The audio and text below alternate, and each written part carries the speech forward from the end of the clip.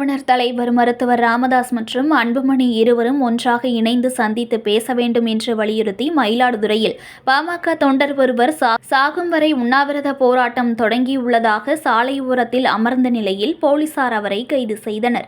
பாட்டாளி மக்கள் கட்சி நிறுவன தலைவர் மருத்துவர் ராமதாசும் அன்புமணி ராமதாசும் கட்சியில் எதிரெதிர் துருவங்களாக செயல்பட்டு வரும் நிலையில் மருத்துவர் ராமதாஸ் மற்றும் அன்புமணி ராமதாஸ் ஆகிய இருவரும் இணைந்து நேரடியாக சந்தித்து பேச வேண்டும் என்று வலியுறுத்தி பாமக தொண்டர் ஒருவர் மயிலாடுதுறை கிட்டப்பா அங்காடி முன்பு சாகும் வரை உண்ணாவிரத போராட்டத்தில் ஈடுபட்டுள்ளதாக கூறி பாட்டாளி மக்கள் கட்சி மற்றும் வன்னியர் சங்க கொடிகளை 2 கைகளிலும் ஏந்தியவாறு சாலையோரத்தில் அமர்ந்து போராட்டத்தில் ஈடுபட்டுள்ளார். கட்சியில் 46 ஆண்டு காலம் அடிப்படை தொண்டராக உள்ளதாகவும் பாமக நிறுவன தலைவர் மருத்துவர் ராமதாசுடன் 5 முறைதான் சிறை சென்று உள்ளதால் தன்னை சிறைப்பறவை சாமிநாதன் என்று அழைப்பார்கள் என்றும் கூறிய சாமிநாதன் தலைவர்கள் இருவரும் பேசாமல் இருப்பது மனவேதனையை ஏற்படுத்துவதாகவும் இருவரும் சந்தித்து பேச வேண்டும் என்பதற்காகவே சாகும் வரை உண்ணாவிரத போராட்டத்தை தொடங்கியுள்ளதாக தெரிவித்துள்ளார்.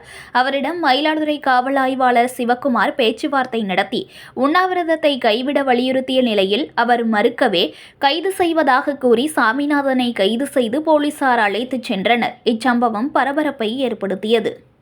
ஐயா உலக தமிழ் மாநாடு மயிலாடுதுறை வரப்போ சித்தர்காட்டில் அரசிட்டு தமிழர்கள் பாதிக்கப்படும் போது கர்நாடகாவில் பாதிக்கப்படும் போது ஐயாவோட 1000 பேரோட கர்நாடகா வருதுன்னு சொல்லும்போது ஐயாவோட அரசு கிருஷ்ணகிரியில் அவன் ஐயாவோட இருந்திருக்கிறேன். புடா சட்டத்தை எதிர்த்து மதுரையில் ஆர்ப்பாட்டம் பண்ணும்போது ஐயாவோட இருந்திருக்கிறேன். அதுக்கு அடுத்த பிறகு பல பிபிடி வழக்குகளில் உள்ளே இருந்திருக்கிறேன். ஐயாவோட 5 முறை உள்ளே இருந்திருக்கிறேன். 46 வருஷமாக இந்த கட்சியில் இருக்கிறேன். போன மாதம் ஐயா இங்கே வந்திருந்தாங்களே, அப்போ சந்திச்சிங்களா, பேசுனீங்களா, அதாவது மனு கொடுத்தீங்களா? நான் இல்லை ஊரில் இல்லை. ஐயா வருவதுன்ற தகவல் ஏதாவது? ஐயாவும் சின்னையாவும் இணையணும். அவங்களுக்குள்ள நடக்கிற பேசணும். அவங்களுக்குள்ள நடக்கிற 2 பேரும் பேசி தான் தீர்த்துக்கணும். ரைட். அவங்களுக்குள்ள நடக்கிற அந்த பிரச்சனை என்னன்றது உங்களுக்கு தெரியுதா? அதில் உள்ள நான் போக விருப்பலை. ஐயாவும் சின்னையாவும் சந்தித்து தனியாக அவங்க 2 பேரும் மட்டும் பேசிக்கணும். வேறு யாரும் அவங்களோட இருக்கக்கூடாது. ஐயா சின்னையா 2 பேரும் சந்தித்து பேசிக்கணும். இப்போ நீங்கள் கடைசியாக எப்போ சாப்பிட்டீங்க? என்னங்க இப்போ உண்ணாவிரதம் போராட்டத்துக்கு முன்னாடி நீங்கள் எப்போ சாப்பிட்டீங்கன்னு கேட்குறேன்.